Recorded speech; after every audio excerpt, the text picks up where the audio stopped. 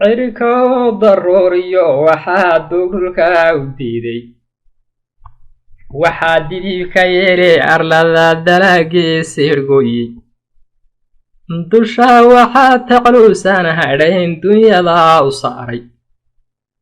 darar lagama maale waxaa xula daabargooyey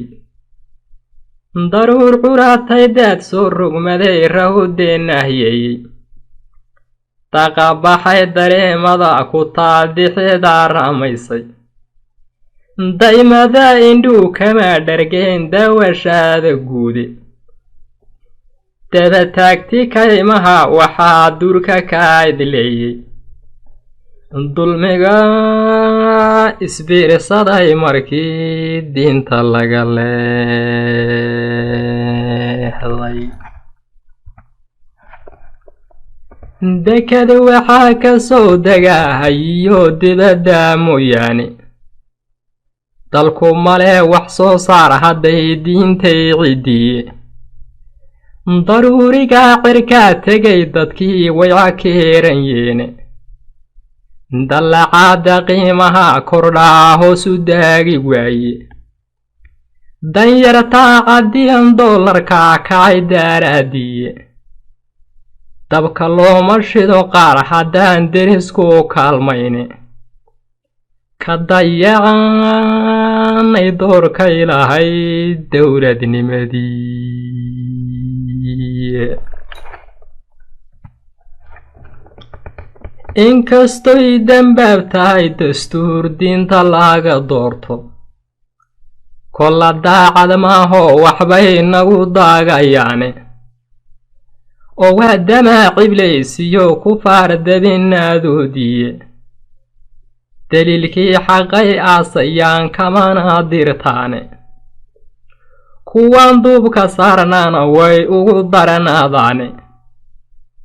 duniduba heshiis bay gashaa laga dambeeyae dimuqraadiyay sheegayaan kuma dadaalaan iyadoon dan reer gaara iyo damac qaabiil keenin dadweynuhu ninku soo xusheen doorashaada siinay danta guud ninkan daadahee duubka ugu xeernay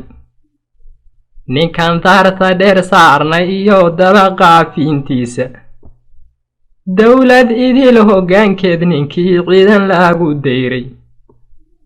daliilkiyo haddii uu sharciga dacalka dhaafayo hadduu dowga gees maro wixii shalay too loo doortay dadkaas kama sadroone hadduu daacad noqon waayo waxbayaan la daaficin digtaatornimadiisa inkastuu daliilshado xadiis aayadaha diinta ama uu ku daakiro wanaag erey ku deeqaya dacwadii islaamkiyo adoo daacad uga qaatay daacinimo adoomoodi khayr diinta fiidi ruux leh dadka waxaan afkaartiisa wadan caalim daabargooya dilka nafaan qisaas mudan nin ruux diinta ugu dhuuman dadkoo galay salaad loo addimay duhur laa eedaamay dar ilaahay ruux mu'minoo doona yidhi khayrka nin dariiqu sii taagan oo dooni dhaagartiisa waxbayaan dilaa sheekh la odhan daalinka cadaystay